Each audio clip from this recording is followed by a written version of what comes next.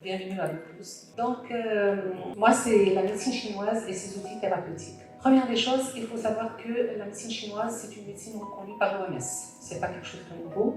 Il y a 170 États membres de l'OMS qui utilisent l'acupuncture dans leurs hôpitaux et dans leur pratique quotidienne pour les médecins qui sont formés pour ça. L'OMS aussi, j'ai pas mis ici, mais il y a 149 maladies qui est vraiment traitée par l'acupuncture, qui a été soumise à des expériences et approuvée par l'Organisation mondiale de la santé. Et donc, on a le plaisir de participer aussi dans la formation de cette médecine ici en Algérie. Alors, on commence par consensus. C'est quoi la médecine? La médecine, c'est l'ensemble des connaissances scientifiques et des moyens de tout ordre mis en œuvre pour la prévention, la guérison, le soulagement des maladies, des blessures ou d'infirmités. Donc ça, c'est l'objectif de toute médecine. Quel est le rôle de la médecine? Donc, bien sûr, il faut faire un diagnostic et traiter les blessures et les maladies. Quels sont les outils de la médecine conventionnelle? Donc, principalement, la médecine contemporaine utilise l'examen clinique, les soins de santé, la recherche et les technologies biomédicales, la prescription de médicaments, la chirurgie ou d'autres formes de thérapie pour aboutir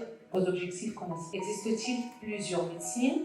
Oui, dans toutes les civilisations, et chaque civilisation avait quand même une médecine. Donc, les plus connues, les médecines structurées, qui ont quand même un support écrit, des classiques. Et parmi on a la médecine chinoise, la médecine ayurvédique de l'Inde, la médecine tibétaine, la médecine arabo-musulmane. Il y a aussi des médecines basées sur la transmission orale, et parmi les recettes de nos grands-mères, qui sont très efficaces aussi, et sont des médecines comme la médecine africaine, chamanique et indigène. Donc, ces médecines assurent la santé de plus de la moitié de la population mondiale. Maintenant, au fait, une médecine, on peut la voir comme un arbre. C'est-à-dire quoi? Un arbre qui a des racines, un tronc et des branches. Chaque médecine a des racines. Ça veut dire une philosophie sur laquelle elle se base pour avoir un tronc, qui sont des théories avec lesquelles elle va diagnostiquer et analyser la pathologie. Après, il faut bien des outils, qui sont les branches, pour traiter et guérir les malades. Chaque médecine est un arbre. Donc, chaque médecine, on doit respecter cet arbre. Et on ne mélange pas. Ça veut dire, si on fait une formation, si on est médecin et on prend une autre médecine pour aussi traiter nos malades, de la racine jusqu'aux branches, il faut qu'on respecte la discipline. Et donc, on ne fait pas des ponts qui vont mélanger et qui vont nous embrouiller. Du coup, la médecine occidentale, avec toute sa richesse, la médecine chinoise, avec toute sa richesse, peuvent se compléter pour aboutir à la guérison de nos malades. Donc, on va commencer par le chinois. La philosophie chinoise, en fait, c'est simple. La philosophie chinoise, elle se base sur trois choses. Le 1, le 2 et le pluriel. Le 1, c'est le qi. Tout est qi. Donc, pas de vide. Tout est qi. 2, ce qi-là, il va se transformer en yin, ou bien il va apparaître en yin et en yang. En yin, de façon antimatérielle, yang, anti-matérielle. Et tout ça pour avoir la matière et l'énergie. Après la pluralité, la médecine chinoise se base sur les 5 classifications de tout ce qui est dans l'univers et dans le corps humain. Donc on classifie tout en 5. Et ça s'appelle la théorie des 5 éléments. Donc ces bases-là, qui sont appliquées à l'univers, sont appliquées au corps humain.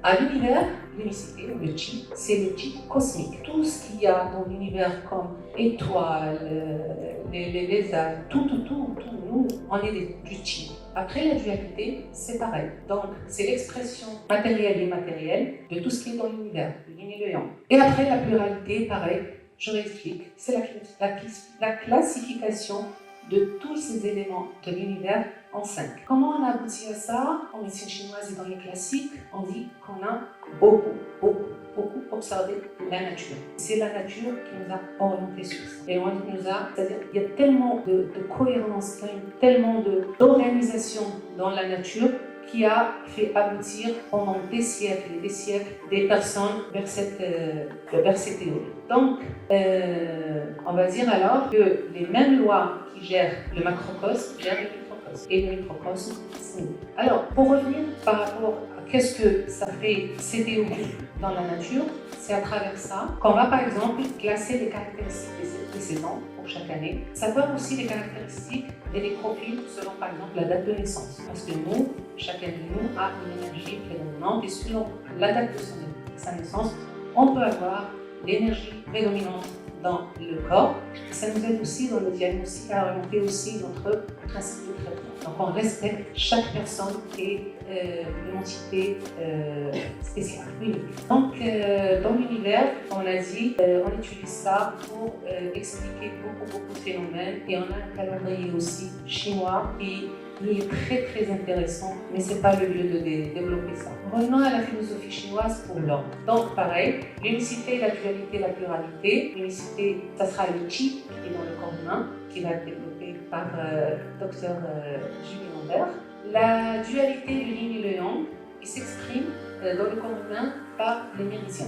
Les méridiens, on va expliquer après c'est quoi, je pense que beaucoup de parmi vous ont entendu parler. Et donc on a trois méridiens yin, trois grands méridiens yin et trois grands méridiens yang. On dit yin-yang, ils ont leurs caractéristiques, donc ces méridiens, ils vont avoir les caractéristiques du yin et du yang. La pluralité chez l'homme, donc c'est les 5 mouvements. Et donc on a réparti les organes entrailles dans le corps humain en 5 couples yin-yang. Okay? On revient toujours au yin-yang. Donc, la médecine chinoise, elle se base, je pense, comme toutes les médecines, sur 4 parties principales. La première, c'est connaître les bases philosophiques. Deuxième partie, c'est la connaissance du corps humain. Troisième partie, c'est la connaissance des déséquilibres énergétiques. Et quatrièmement, c'est les principes d'entretien de la santé et du traitement. Donc, je vais vraiment développer chacune de ces étapes, de ces bases. Donc, les bases philosophiques de la médecine chinoise, je voulais souligner ici que la médecine chinoise, elle a des classiques, surtout classiques.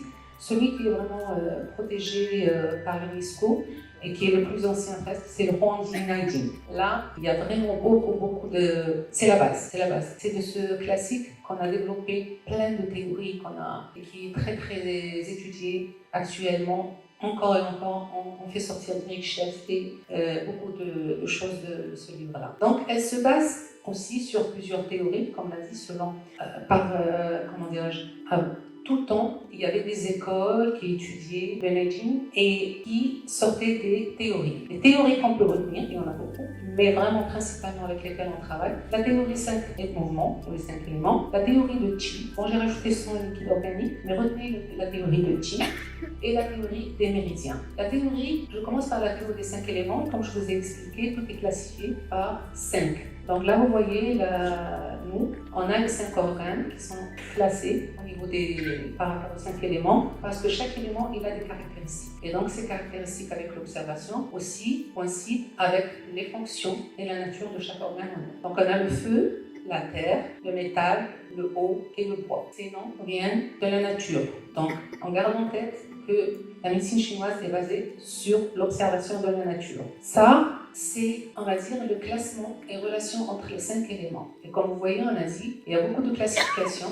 Donc, comme vous voyez là, il y a les organes entrailles, il y a aussi nos orifices, chaque organe est lié à un orifice. Et quand par exemple, il y a un problème à l'œil, on va se poser la question, qu'est-ce qui se passe au niveau de l'énergie du foie? S'il y a un problème au niveau de la langue ou de quoi, on va se poser la question sur l'énergie du poumon. Et ainsi de suite. Donc là, c'est résumé par rapport aux classifications. Il y a beaucoup sur le tableau de classification, beaucoup de choses qu'on intègre sous 5 classes. Donc, la relation entre les 5 éléments, c'est on va dire, une relation d'engendrement. Chaque élément nourrit l'autre. Et une relation de contrôle. Chaque élément contrôle l'autre. C'est comme ça que ça se passe dans le corps humain. Chaque élément va apporter son énergie pour aider l'autre élément. Le foie, il va aider le poumon par certains mécanismes, le cœur par certains mécanismes, et en même temps, il va contrôler la rate dans certaines fonctions. Donc, il y a des explications en médecine occidentale par rapport à ces relations aussi. Alors, la théorie du sang, du Qi, du sang et des liquides organiques. On va dire la théorie de Qi. Vous voyez ce qui est noir là?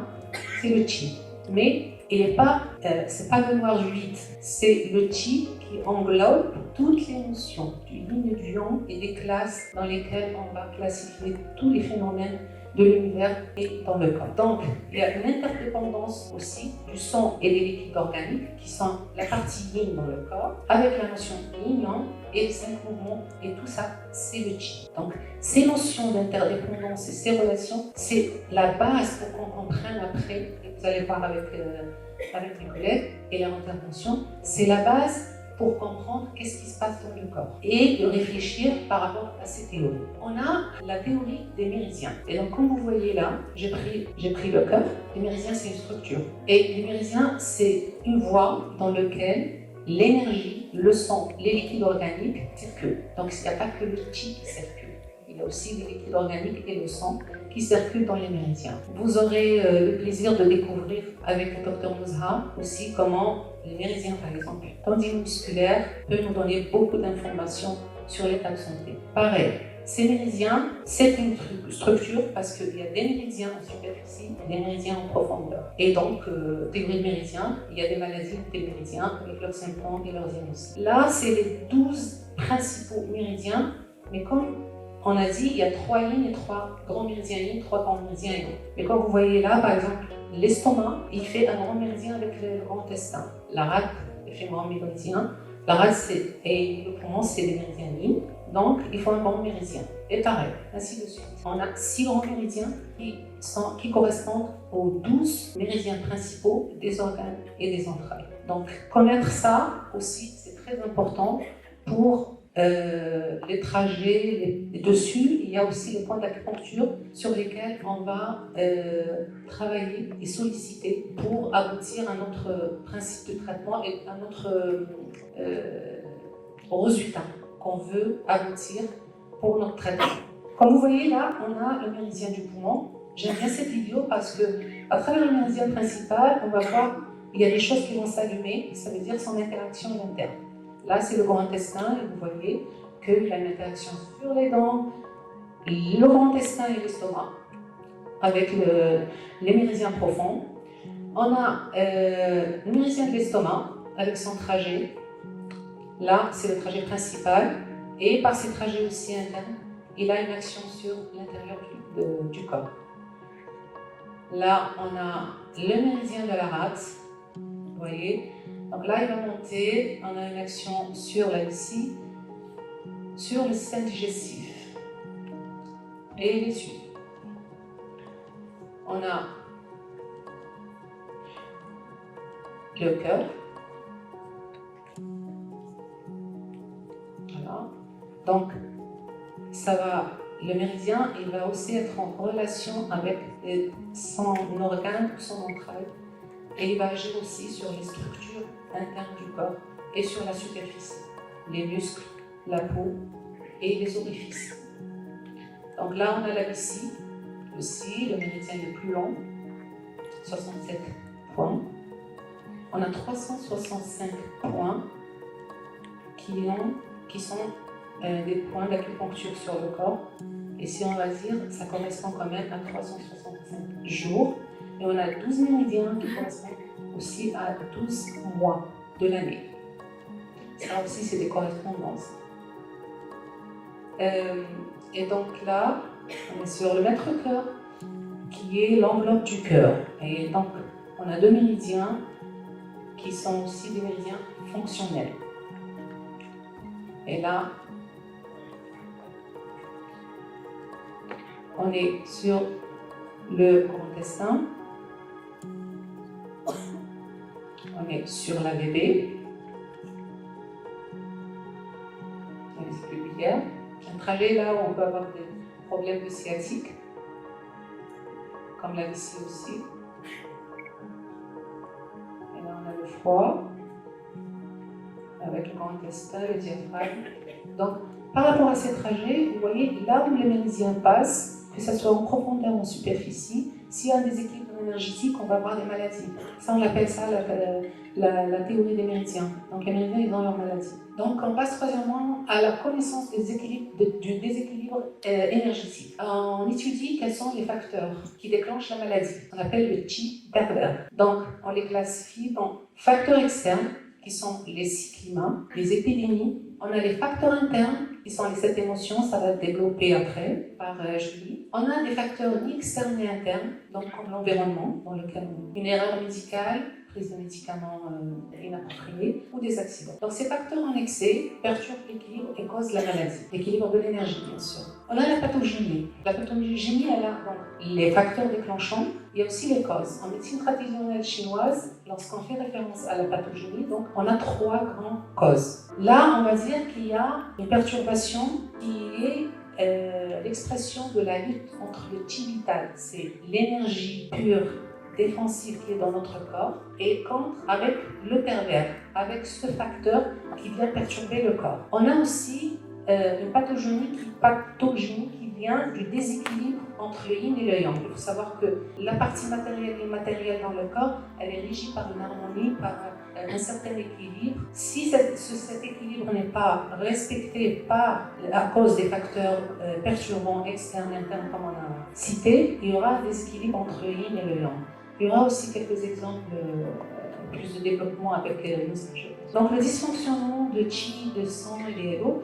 Le chi, le sang et les hello, c'est les composants physiologiques dans le corps. Et si par exemple ils ne circulent pas bien, ils ne sont pas fluides, ils sont bloqués, on va avoir des douleurs, on va avoir des maladies. Pareil. Après là maintenant, on va aborder les principes d'entretien de la santé et du traitement. Donc pour avoir un traitement, on doit avoir un diagnostic. Comme on a déjà vu, c'est la base. Avant d'aborder un traitement, il faut déjà qu'on fasse un diagnostic. En médecine chinoise, on applique les 8 bases du diagnostic. C'est quelque chose qui va être développé avec Dr Bobet. Les 8 bases du diagnostic, et on a aussi les 4 temps de l'interrogation ou de l'interrogatoire. Donc ça, c'est les 2 étapes pour aboutir à un diagnostic énergétique. Donc les 8 bases du diagnostic, comme on a dit, ils vont être développés, mais là, juste je voulais, et peut-être ça va être répété, je tiens beaucoup à préciser que les baguettes et le diagnostic chinois se base sur l'observation de la langue et la palpation du pouls. C'est le scanner. Moi, je l'appelle le scanner. Donc, là, vous voyez, là, j'ai fait une petite image parce que la langue, c'est le seul muscle qui n'est pas couvert par la peau. Il peut nous informer de ce qui se passe à l'intérieur et comment il se porte nos muscles à l'intérieur. Donc, ça se passe sur ces 2-là. Après, on va assembler les autres éléments et l'interrogatoire pour faire le diagnostic. Et justement, donc les 4 temps et les méthodes de diagnostic, on a l'observation qui va englober l'observation de tout, la coloration, la vitalité, la langue. On observe tout. On a l'audition et l'olfaction, comment la personne parle, la voix, ça nous donne des indications. On a la palpation. On touche le corps, on touche les endroits froids, les endroits chauds. La personne, parce qu'elle a un froid quelque part et la chaleur quelque part, ça nous donne des indications. Et tout ça, on prend en considération la personne, l'individu. Parce que chaque individu, même si la maladie est la même, elle a le même nom, mais chacun a son terrain énergétique. Et donc, on prend en considération les facteurs internes qui vont être développés, qui sont liés les émotions. Et c'est très important parce que les émotions, ils peuvent déséquilibrer le corps. Donc, il faut qu'on donne l'importance à cet élément individuel qui est l'émotion chez le malade. Et donc, pareil, il faut bien savoir où est-ce qu'il vit, l'environnement, pour qu'on puisse avoir plus d'informations sur les facteurs qui ont causé la maladie. Donc, après l'interrogatoire, on va interroger, une fois qu'on a posé les wagons, on va interroger la personne sur des symptômes qui, d'après nous, une fois qu'on a posé un peu avec les symptômes, on peut demander à la personne, est-ce que, par exemple, vous ne dormez pas la nuit, entre 1h et 3h? Je dis oui.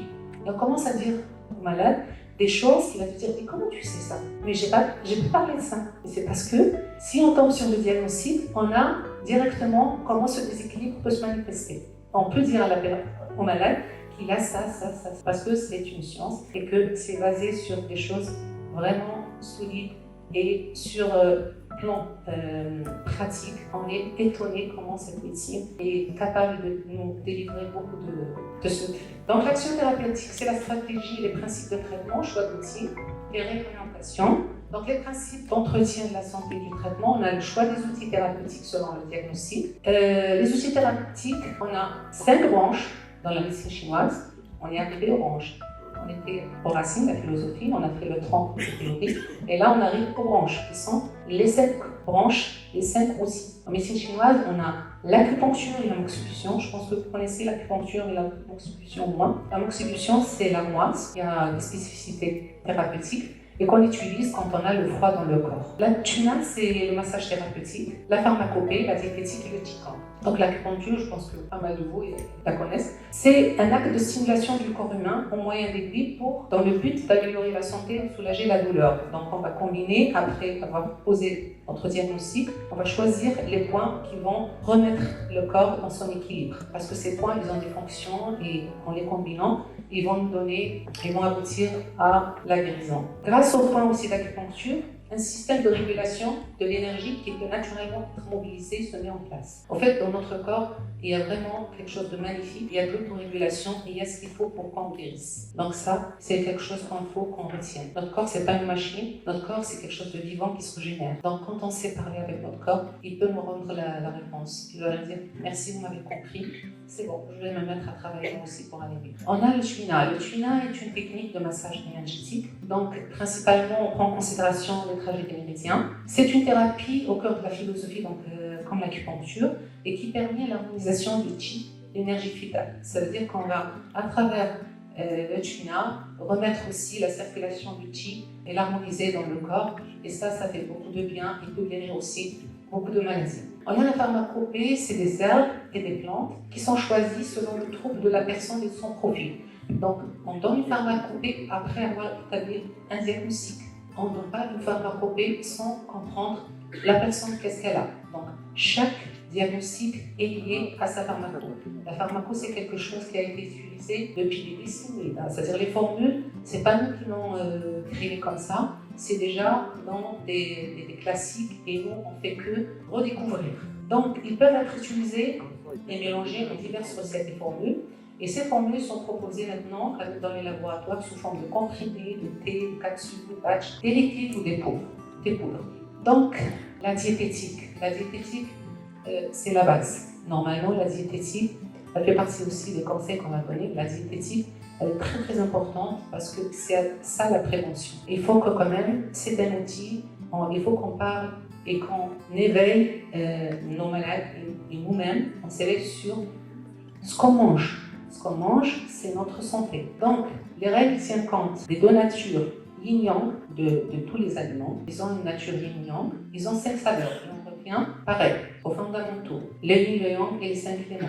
Ils vont se classer par rapport à ça. Donc, chaque individu, il a une spécificité. Il est plus yin, plus yang. D'accord? Donc, il faut qu'on respecte ça. Il y a aussi l'énergie de la saison. Si par exemple on est en hiver, on ne va pas dire aux gens, et d'ailleurs la nature elle est bien faite, il faut juste manger les légumes et les fruits de la saison. Parce que dans ces légumes et dans ces fruits, il y a ce qu'il faut pour nourrir notre corps pendant cette saison. Et du coup, donc, on tient compte aussi de si on est par exemple en hiver, c'est le froid, donc on va plus demander à la personne de manger des choses chaudes pour faire entrer de la chaleur dans le corps. On a le qigong. Le qigong, c'est une discipline.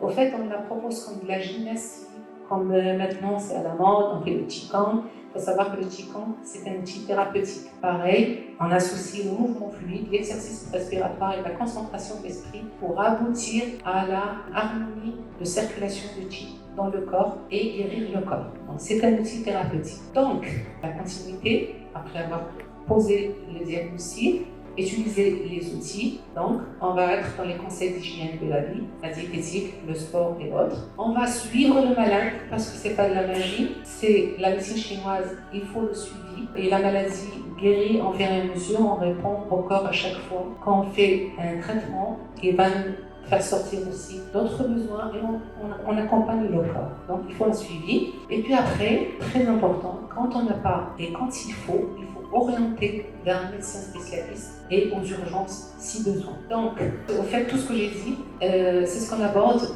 dans notre formation conçue. Donc, on a 14 séminaires de 4 jours pour obtention de diplôme praticien en acupuncture reconnu WAFAS. Après, donc, on a 5 séminaires de 4 jours pour la spécialisation de l'outil du TWINA, 5 séminaires de 4 jours pour la spécialisation en pharmaco et en formation à la carte pour la spécialisation en outils de TICAN thérapeutique. Alors, comment ça va se présenter? Donc, on a la relation du yin et du yang, la théorie des 5 éléments, le TIC du corps humain, la théorie des relations TIC sous les hello. Maintenant, vous êtes habitués un peu, hein, vous voyez ce qu'on a, c'est un peu les chinois.